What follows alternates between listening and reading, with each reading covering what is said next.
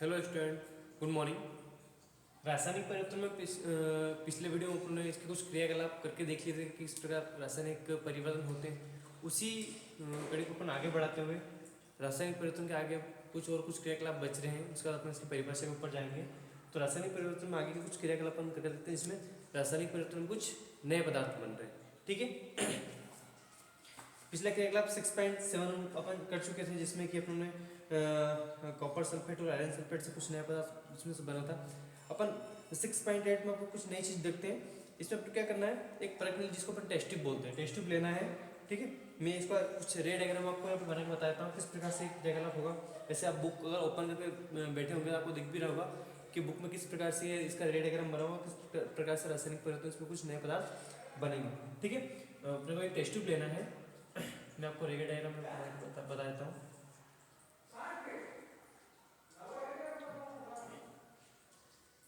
ये एक test tube है। ठीक है, इसके सामने ही एक और टेस्ट ट्यूब, दूसरी टेस्ट ट्यूब है यहाँ पर।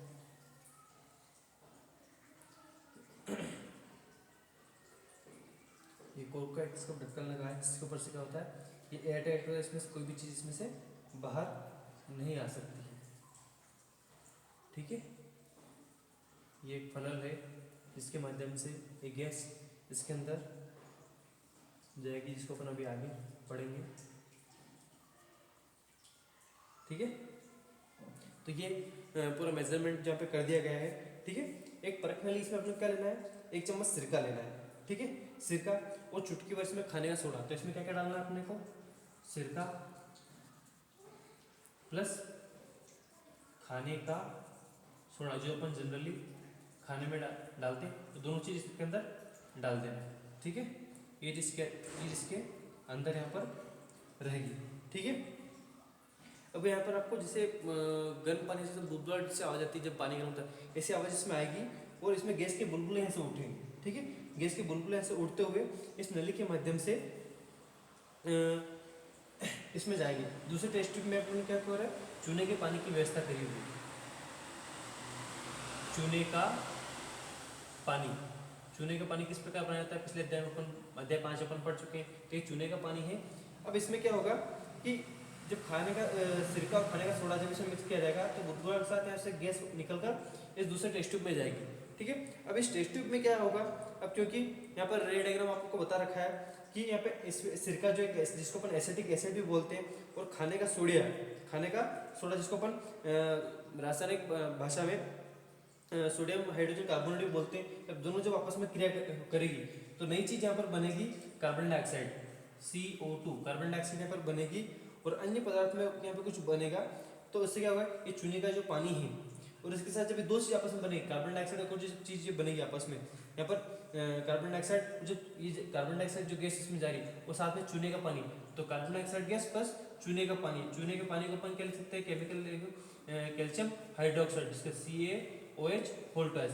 जब आपस में दोनों जब ये क्रिया करेंगे तो यहाँ पर आपको एक नई चीज़ बनने को देखिए। और नई चीज़ क्या बनेगी यहाँ पर, ये कैल्शियम कार्बोनेट CaCO3 प्लस साथ में पानी इसमें से अलग हो जाएगा चूने के पानी में। तो जो चूने का जो पानी था, तो चूने का जो पानी था कार्बन डाइऑक्साइड गैस के आ जाने से यहाँ पर कैल्शियम कार्बोनेट बन जाएगा, जिससे क्या होगा, चूने का जो पानी था इसका रंग क्या हो जाएगा, दूधिया हो जाएगा।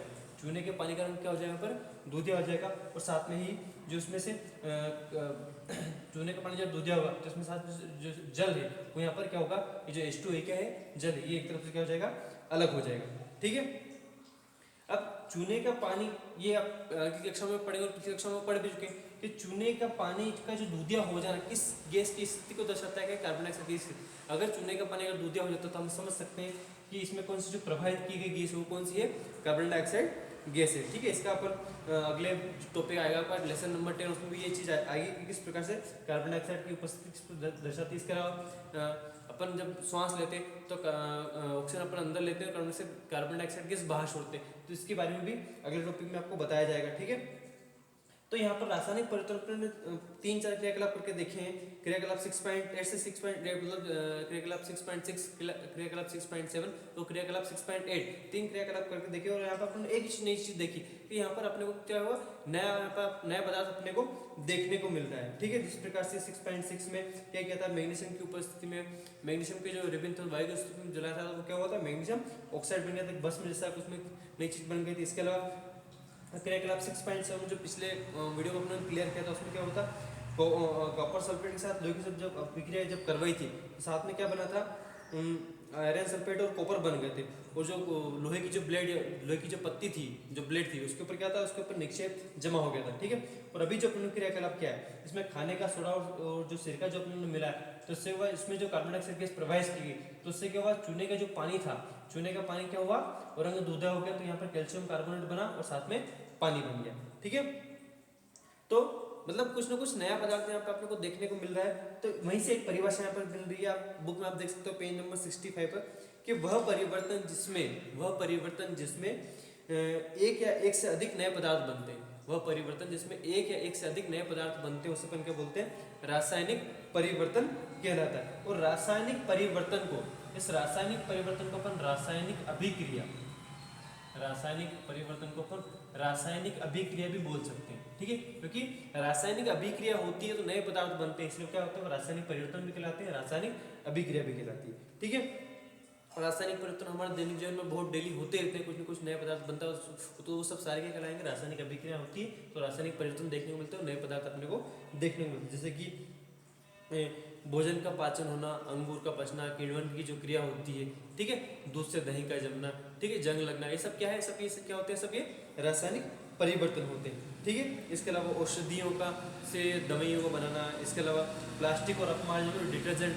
जो कपड़े धोने के लिए अपन घर में यूज करते हैं, उनका भी जो बनना होता है, वो भी क्या होता है, रासायनिक अभिक्रिया उसमें आपस होती, तभी क्या होता है, रासायनिक परिवर्तन होते हैं। ठीक है, भोजन का जो नए चीजों का बनाना होता है, वो भी क्या होता है, रासायनिक परिवर्तन होता है। ठीक है, तो यहाँ पे आपने देखा कि रासायनिक परिवर्तन में कुछ नई चीज बनती है। इसके अलावा रासायनिक परिवर्तन में अपने देखते हैं कुछ नई चीज अपने को ऐसे और भी कुछ परिवर्तन में कुछ घटनाएं भी साथ साथ में होती है। वो घटनाएं क्या हो सकती है, इसमें क्या हो, जैसे कि उष्मा का निकलना, ठीक है, गर्माहट निकलती, प्रकाश उत्पन्न होना, इसके अलावा विकिरण बाहर निकलना, जैसे पराबैंगनी जो किरणें होती है वो बाहर निकलती, उसमें भी क्या हुआ, और उसके अलावा कुछ चीज़ों का निर्मुक्त होना, बाहर निकलना, जैसे कि गंध निकलती है। ठीक है, अब इसके अलावा ध्वनि का उत्पन्न होना, आवाज़ बाहर जब आती है, जो सब अपने क्रियाकलाप के पॉप से पॉप ऐसे आवाज़ आती है, तो वो भी क्या ध्वनि उत्पन्न, मतलब ये भी क्या है, रासायनिक परिवर्तन के अंतर्गत ही आती है। इसके अलावा गंध में परिवर्तन होना, जैसे कि मोमबत्ती अगर जल रही है या मोमबत्ती के अलावा अगर मोमबत्ती की बात ना करें, अपन अगरबत्ती की बात करें, तो अगरबत्ती में जब उसमें नई गंध उत्पन्न हो रही, तो वो भी क्या है, नई गंध उत्पन्न, तो वो भी क्या है, रासायनिक परिवर्तन हो रहा। रंग में परिवर्तन हो जाना, ठीक है, चूने का जो पानी वो दूधिया होगा, तो वो भी क्या है, रासायनिक परिवर्तन। इसके अलावा किसी नई गैस का बनना, जैसे नई गैस यहाँ पर बनी थी CO2 गैस से नई गैस बन रही है, तो वहाँ वो भी क्या है, रासायनिक परिवर्तन। ठीक है, अब हम उन उदाहरणों पर विचार करते हैं, जैसे कि कुछ नए रासायनिक परिवर्तन को देखने को मिले, जैसे कि मैग्नीशियम के फीते का जलना रासायनिक परिवर्तन था, कोयला और लकड़ी का और पत्ते को जलना भी एक रासायनिक परिवर्तन। ये सब उदाहरण आपके सामने मैं आपको जो बता रहा हूँ, तो वास्तव में किसी भी नए पदार्थ का जलना भी क्या होता है, किसी नए पदार्थ का जलकर किसी नए पदार्थ में जल जाना।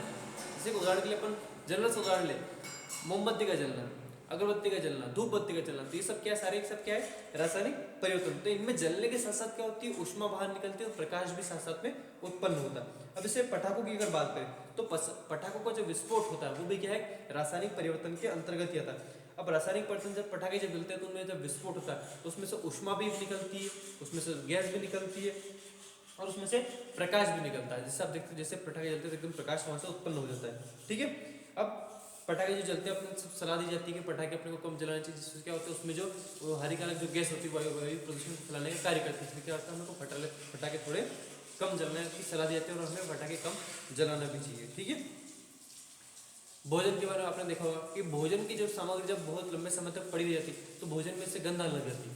तो भोजन में जो गंध आना जो होती है, जो खराब भोजन, जब क्या है, अब भोजन बिल्कुल विषाक्त बन गया, मतलब थोड़ा खाने जैसा नहीं बचा, तब वो नया पड़े तो कुछ नई चीज बन गई, तो वो भी क्या है, रासायनिक परिवर्तन होता है। ठीक है, अगले पेज पर आ जाते हैं। तो इसके अलावा खाने में सेब को काट के आपने देखा होगा, तो सेब के काटने के बाद सेब को अगर काट के बाद लग गए तो आपने देखा होगा कि सेब का जो अंदर का जो रंग होता है वो कलर थोड़ा डार्क होता है, तो उसमें कुछ परिवर्तन होता है, तो वहाँ पर भी एक रासायनिक परिवर्तन, उसके टुकड़े क्या होते हैं थोड़े बुरे हो जाते हैं। इसी प्रकार की प्रक्रिया फल के साथ साथ सब्जियों में होती है, जैसे कि आपका आलू है, आलू के साथ बैंगन है, तो इनको भी अगर काट के तो थोड़ी देर के लिए रख दे तो इनका रंग भी जो रंग अंदर से दिख रहा होता है वो रंग थोड़ी देर के लिए क्या हो जाएगा, परिवर्तित हो जाएगा। तो सब ये सब क्या हो रहा है, ये जो पदार्थ है जो काटने के बाद जो नए रंग में इनका परिवर्तन हो रहा है, तो ये सब क्या है, सब सारे क्या है, रासायनिक परिवर्तन है। ठीक है, तो रंग में परिवर्तन हो रहा है तो ये सब सारे क्या है, रासायनिक परिवर्तन है। ठीक है, इसके अलावा बुजुर्ग पहले एक बात कर रहे हैं कि प्रकाश संश्लेषण प्रक्रम में भोज्य नया पदार्थ बनता है, तो वहां पर भी एक नया पदार्थ बनना है, तो वो भोज्य पदार्थ जो प्रकाश संश्लेषण की क्रिया जो पौधों में अपने शुरू लेसन फर्स्ट में पड़ी, तो वो भी सब क्या है, रासायनिक